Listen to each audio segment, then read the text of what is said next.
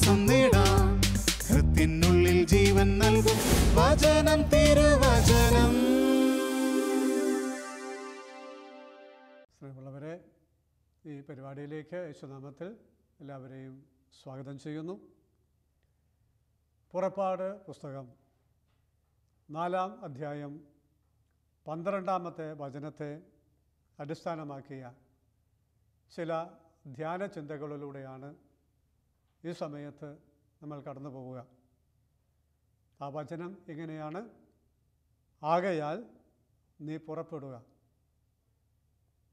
ദൈവം മോശയോട് പറഞ്ഞ ഒരു വചനമാണിത്.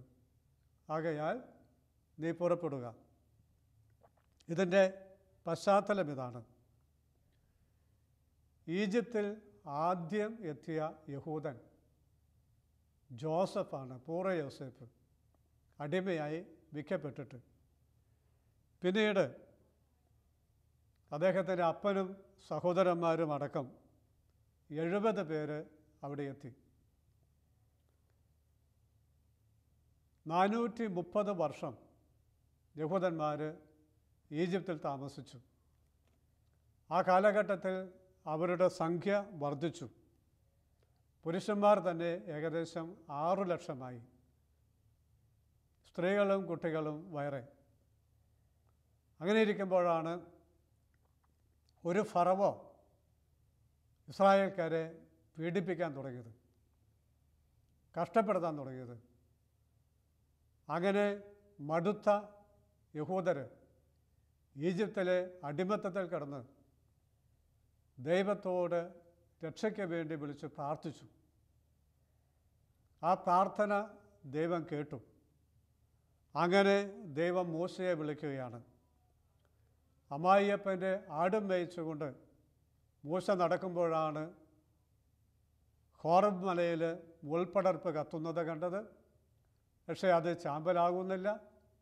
അത്ഭുതം തോന്നിയ മോശ അത് കാണാൻ അടുത്തു ചെന്നു. അവിടെ വെച്ച് ദൈവം സംസാരിച്ചു. ദൈവം മോശയോട് പറഞ്ഞു: ഈജിപ്തിൽ അടിമയായി കഴിയുന്ന ഇസ്രായേൽ ജനത്തിൻ്റെ നിലവിളി ഞാൻ കേട്ടു. ആകയാൽ വരൂ, നിന്നെ ഞാൻ ഫറവോയുടെ അടുത്തേക്ക് അയക്കാം. അപ്പോൾ മോശ ഒഴിഞ്ഞു മാറി. അദ്ദേഹം പറഞ്ഞു: ഇത്രയും വലിയ ഉത്തരവാദിത്വം ഏറ്റെടുക്കാൻ ഞാൻ ആരാണ്? അഥവാ ഞാൻ ഏറ്റെടുത്താലും, ഞാൻ പോയി ഫറവോയോടും ഇസ്രായേൽ ജനത്തോടും പറഞ്ഞാലും അവരെന്നെ വിശ്വസിക്കുകയുമില്ല. അതിനും പുറമെ എനിക്ക് വാക്ചാതുര്യമില്ല, സംസാരിക്കാൻ നാവിന് തടസ്സമുണ്ട്. അപ്പോൾ കർത്താവ് മോശയോട് ചോദിച്ചു: ആരാണ് മനുഷ്യന് സംസാരശക്തി കൊടുത്തത്? ആരാണ് അവനെ മൂകനോ ബധിരനോ കാഴ്ചയുള്ളവനോ കുരുടനോ ആക്കുന്നത്? കർത്താവായ ഞാനല്ലേ? എന്നിട്ട് കർത്താവ് മോശയോട് പറയുകയാണ്: ആകയാൽ നീ പുറപ്പെടുക. എന്ന് വെച്ചാൽ നീ പറയുന്ന ഒരു ന്യായവും എനിക്ക് സ്വീകാര്യമല്ല. നിനക്ക് വിക്കുണ്ട്, സംസാര പാഠവുമില്ല, അനുഭവജ്ഞാനമില്ല. ഇതൊന്നും എനിക്ക് തടസ്സമല്ല, ന്യായമായിട്ട് എന്നെ എടുക്കുന്നില്ല. നീ പോണം. കാരണം സംസാരിക്കാൻ നിന്നെ ഞാൻ സഹായിക്കും. നീ പറയേണ്ടത് എന്തെന്ന് ഞാൻ നിന്നെ പഠിപ്പിക്കും.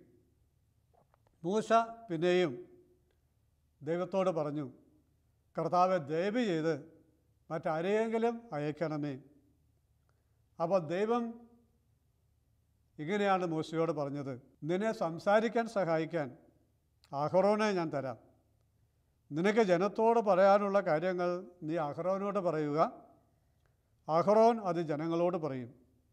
ഞാൻ നിൻ്റെയും അവൻ്റെയും നാവിനെ ശക്തിപ്പെടുത്തും.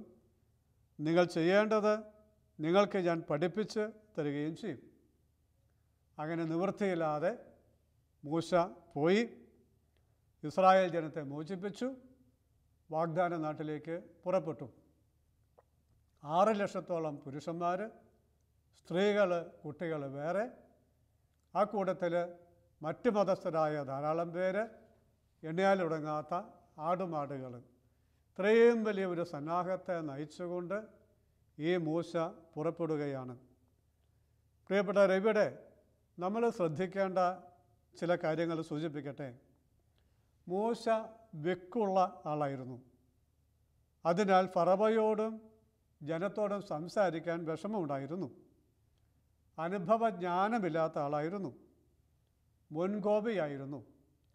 ഒരിക്കൽ മൂശ ഇസ്രായേൽക്കാരൻ കാണാൻ പോയപ്പോൾ ഒരു ഈജിപ്തുകാരൻ ഒരു യഹൂദനെ മർദ്ദിക്കുന്നത് കണ്ട് അരിശം പിടിച്ച് ആ ഈജിപ്തുകാരനെ കൊന്ന് മണലിൽ കുഴിച്ചിട്ടയാളാണ് മൂശ. അത്രയും മുൻകോപമുണ്ട്, ചെറുപ്പമാണ്. എന്നിട്ടും ആകയാൽ നീ പുറപ്പെടുക എന്ന വാക്ക് മൂശ സ്വീകരിച്ച് അനുസരിച്ച് ജനത്തെ വിമോചിപ്പിച്ച് നയിച്ചു. ദൈവം അദ്ദേഹത്തെ ശക്തിപ്പെടുത്തുകയും ചെയ്തു. നമുക്ക് ഓർക്കാം, ആ വഴിയിൽ ഒരുപാട് പ്രതിബന്ധങ്ങളുണ്ടായി. ജനങ്ങൾ നിരന്തരം മൂശയ്ക്കെതിരെ കലഹിച്ചു. ചെങ്കടലിനും ഫറവോയുടെ പട്ടാളത്തിനും ഇടയ്ക്ക് അകപ്പെട്ടു. പകല് ചൂട്, രാത്രി ഇരുട്ട്, കുടിക്കാൻ വെള്ളമില്ല, ഭക്ഷിക്കാനൊന്നുമില്ല. ഈ വലിയ പ്രതിസന്ധികളിലെല്ലാം ദൈവം മൂശയെ ശക്തിപ്പെടുത്തി നയിച്ചു. ചെങ്കടലിൽ വിഭജിച്ച് മേഘസ്തംഭവും അഗ്നിസ്തംഭവും നൽകി, മന്നയും കാടപ്പക്ഷിയും വർഷിച്ച്, വെള്ളത്തിൻ്റെ കയ്പ് മാറ്റിക്കൊടുത്ത്, പാറയിൽ നിന്ന് ജലമൊഴുക്കി, ശത്രുക്കളെ പരാജയപ്പെടുത്തി ദൈവം നയിച്ചു. അവ മനുഷ്യൻ്റെ ബലഹീനതയെ അതിജീവിക്കുന്ന ശക്തി ദൈവം മനുഷ്യന് കൊടുത്ത് ഉത്തരവാദിത്തങ്ങൾ ചെയ്യിപ്പിക്കുന്നതിൻ്റെ മനോഹരമായ ഒരു ഉദാഹരണമാണ് ഈ മൂശയുടെ ജീവിതം. ദൈവം നമ്മൾ ഓരോരുത്തരെയും ഇതുപോലെ ഓരോ ചുമതലകൾ ഏൽപ്പിക്കുന്നുണ്ട് എന്ന് നമുക്ക് ഓർക്കാം.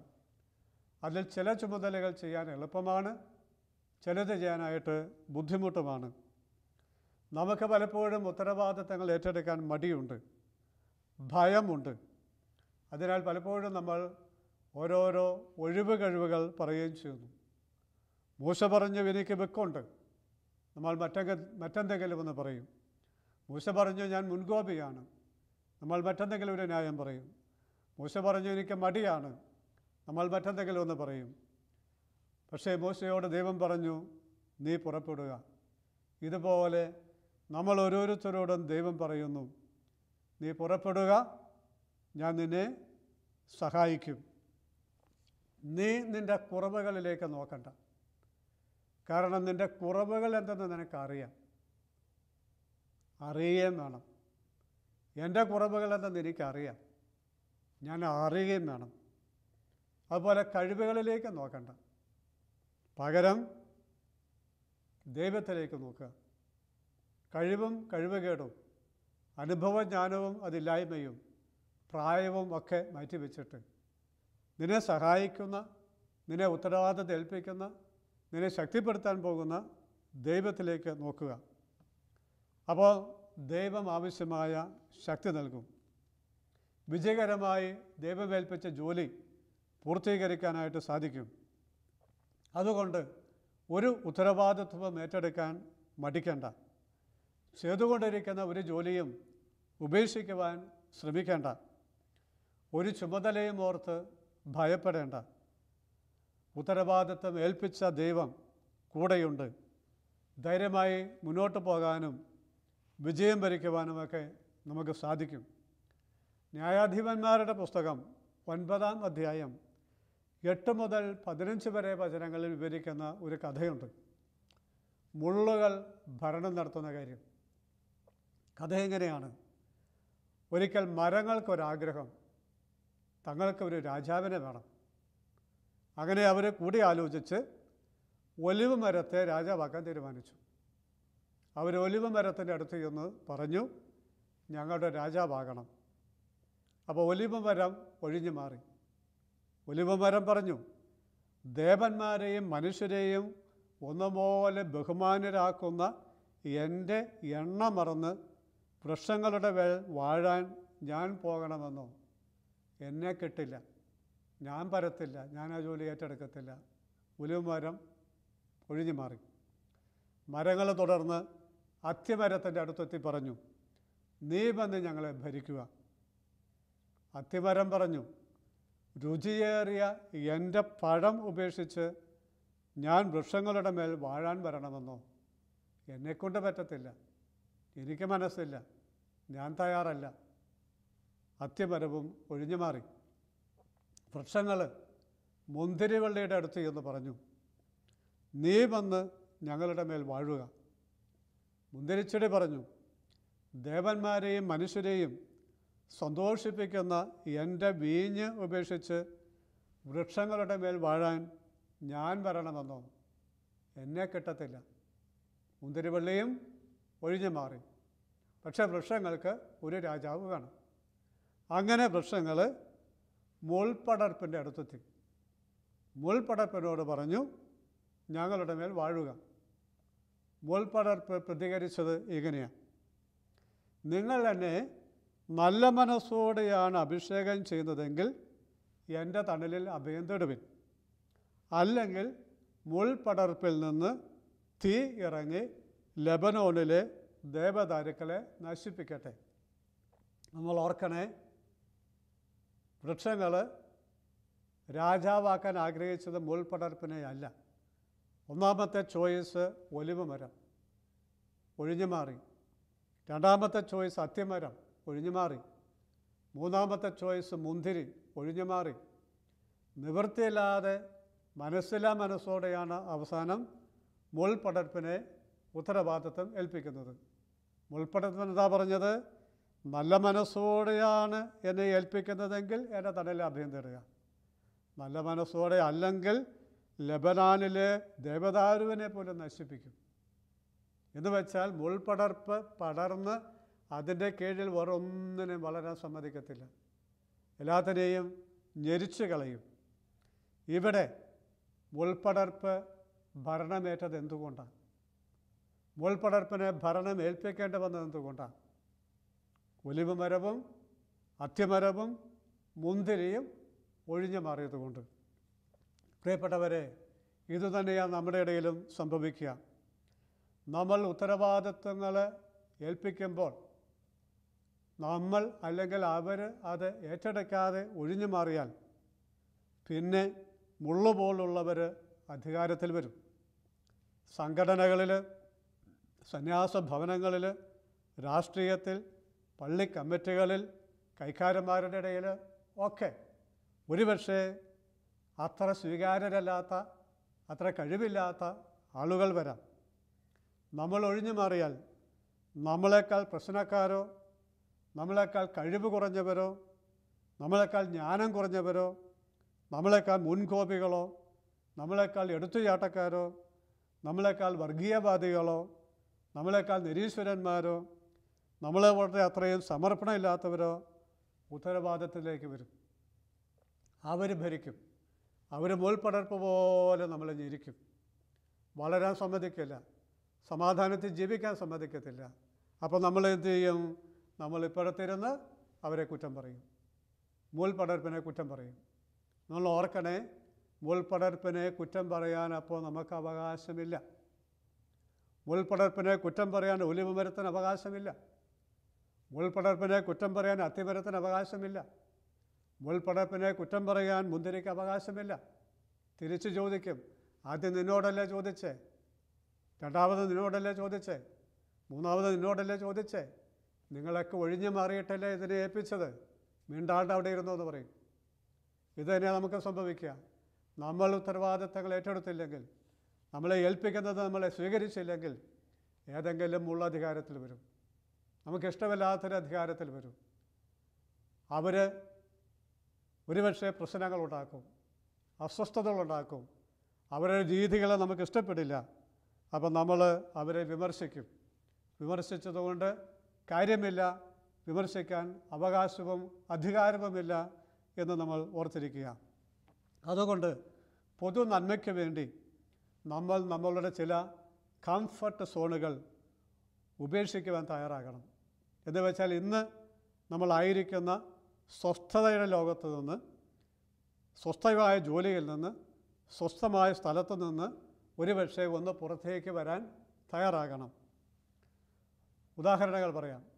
പ്രൊമോഷൻ കിട്ടിയാൽ സ്ഥലമാറ്റം കിട്ടും, ഉത്തരവാദിത്വം കൂടും. അതുകൊണ്ട് പ്രൊമോഷൻ വേണ്ട. ജോലി ഏറ്റെടുത്താൽ ഇപ്പോഴത്തെ സ്വസ്ഥ ജീവിതം നഷ്ടപ്പെടും, അതുകൊണ്ട് വേണ്ട. ട്രാൻസ്ഫർ എനിക്ക് വേണ്ട, ഞാനിവിടെ ഈ സ്ഥലത്ത് ഇവരുടെ കൂടെ അങ്ങ് കഴിഞ്ഞോളാം, എനിക്കിവിടെ തൃപ്തിയാണ്. മനസ്സ് വെച്ചാൽ എനിക്ക് പഠിക്കാൻ പറ്റും, ഉയർന്നു പോകാൻ പറ്റും. പക്ഷേ പഠിക്കണമെങ്കിൽ കൂടുതൽ അധ്വാനിക്കണം. അപ്പോൾ എൻ്റെ ഇപ്പോഴത്തെ ആ ഈസി ജീവിതം അങ്ങോട്ട് എനിക്ക് നഷ്ടപ്പെടും. ആ കംഫർട്ട് ഉപേക്ഷിക്കാൻ ഞാൻ തയ്യാറല്ല. നമ്മൾ കേൾക്കാറില്ലേ, അട്ടയെ പിടിച്ച് മെത്തയെ കിടത്തിയാൽ കിടക്കൂല. മുത്തുകൾ പന്നിക്കെട്ട് കൊടുത്താൽ ഉപകാരമില്ല, അത് ചെളിയിലേ കിടക്കും. അട്ടയ്ക്ക് ഏതെങ്കിലും മാളത്തിൽ ചുരുണ്ടുകൂടിയിരിക്കാനാണ് ഇഷ്ടം, പന്നിക്ക് ചെളി കിടക്കാനാണ് ഇഷ്ടം. അട്ടയുടെ കംഫർട്ട് സോണ് ഏതെങ്കിലും മാളമാണ്, പന്നിയുടെ കംഫർട്ട് സോൺ ചെളിയാണ്. ഇതുപോലെ ചില മനുഷ്യർ അവരുടെ ഏറ്റവും താഴ്ന്ന നിലയിലുള്ള പരിമിതമായ ചില കംഫർട്ട് സോണുകളിൽ, ചില സുരക്ഷിത കേന്ദ്രങ്ങളിൽ ഒതുങ്ങിക്കൂടും. അവിടെ നിന്ന് പുറത്തേക്ക് വരാനായിട്ട് അവർ തയ്യാറാവില്ല. അപ്പോൾ എന്ത് വേണ്ടി? മുള്ളുകൾ അധികാരത്തിൽ വരും. എന്നിട്ടിരുന്ന് മുള്ളുകളെ കുറ്റം പറയും. ഒരു കാര്യവുമില്ല. ഒരു പണിയില്ലാതെ നടക്കുന്ന ഒരു ചെറുപ്പക്കാരനോട് ഞാൻ ചോദിച്ചു, നിനക്ക് DTP പഠിക്കാമോ, എന്തെങ്കിലും ജോലി നമുക്ക് ശരിയാക്കാം. ഉടനെ പറഞ്ഞു, അതൊക്കെ പഠിക്കാൻ ബുദ്ധിമുട്ടാണ്, അതൊക്കെ പഠിക്കാൻ ബുദ്ധിമുട്ടാണ്. എന്ന് വെച്ചാൽ പഠിക്കാൻ തയ്യാറല്ല, അധ്വാനിക്കാൻ തയ്യാറല്ല. സ്വസ്ഥ ജീവിതം വേണം താനും, പക്ഷേ ഇപ്പോഴുള്ള ഒന്നും ഉപേക്ഷിക്കാൻ തയ്യാറുമല്ല. കംഫർട്ട് സോണിൽ ഒതുങ്ങിക്കൂടുന്നു, ജീവിതത്തെ രക്ഷപ്പെടുത്തുമില്ല. ഇങ്ങനെ സങ്കടവും പറഞ്ഞ് ആവരാതി പറഞ്ഞിരിക്കും. ഈ ഡയബറ്റിക്സ് രോഗമുള്ള, പ്രമേഹമുള്ള പലരെ നമ്മൾ കണ്ടിട്ടുണ്ട്. പ്രമേഹം പിടിച്ചാൽ ഒരു ബുദ്ധിമുട്ടാണ്. എന്നാൽ രാവിലെ ഇച്ചിരി നടക്ക്, അല്ലെ വൈകിട്ട് ഇച്ചിരി നടക്ക്, അല്ലെ ഇച്ചിരി ഭക്ഷണം ക്രമീകരിക്ക്, ചെയ്യത്തില്ല, അവർ ചെയ്യത്തില്ല. ആ ഭക്ഷണം ഉപേക്ഷിക്കുക, അല്ലെ ഇച്ചിരി നടക്കുക എന്നൊക്കെ പറയുമ്പോൾ ആ കംഫർട്ട് സോണിൽ എവിടെയോ കുറവ് വരും. അതൊന്നും കുറയ്ക്കാൻ തയ്യാറില്ല. എന്നാൽ എനിക്ക് ക്ഷേമം വേണം, എനിക്ക് ആരോഗ്യം വേണം, എനിക്ക് ദീർഘായുസ് വേണം, കിട്ടത്തില്ല. എനിക്ക് മനസ്സമാധാനം വേണം, ആകെ ടെൻഷനില്ല. എന്നാൽ നമുക്ക് പോയിട്ട് നമുക്കൊരു ധ്യാനം കൂടാം, ഞാനില്ല. പക്ഷേ എനിക്ക് മനസ്സമാധാനം വേണം, എവിടെ കിട്ടാനാ? അപ്പോൾ ചിലപ്പോൾ ഈ കംഫർട്ട് സോണ് ഉപേക്ഷിക്കുവാൻ നമ്മൾ തയ്യാറാകേണ്ടതുണ്ട്. അത് ഉത്തരവാദിത്വം ഏറ്റെടുക്കാൻ വേണ്ടി മാത്രമല്ല, അധികാരസ്ഥാനത്തേക്ക് വരാൻ വേണ്ടി മാത്രമല്ല, നമ്മുടെ തന്നെ വ്യക്തിജീവിതവും കുടുംബജീവിതവും ഒക്കെ മെച്ചപ്പെടാനും അത് ആവശ്യമാണ്.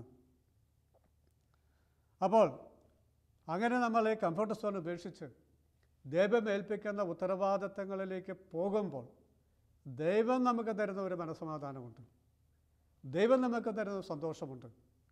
അത് ഈ കംഫർട്ട് സോണിൽ ഒതുങ്ങിക്കിടക്കുമ്പോൾ കിട്ടുന്ന മനസ്സമാധാനത്തെക്കാളും സന്തോഷത്തെക്കാളും സുഖത്തെക്കാളും വലുതാണ്. ഇതാണ് നമ്മൾ തിരിച്ചറിയേണ്ടത്. അപ്പം അതുകൊണ്ട് നമ്മുടെ ജീവിതം മനോഹരമാകാൻ, നമ്മളുമായി ബന്ധപ്പെട്ടവരുടെ ജീവിതം മനോഹരമാകുവാൻ, ശുഭമായ ഭാവി ഉണ്ടാകുവാൻ നമ്മൾ ചില റിസ്ക് എടുക്കാൻ തയ്യാറാകണം, കുറച്ചുകൂടി ഉത്തരവാദിത്തങ്ങൾ എടുക്കാൻ തയ്യാറാകണം, ദൈവം ആഗ്രഹിക്കുന്ന കാര്യങ്ങൾ ചെയ്യാൻ തയ്യാറാകണം.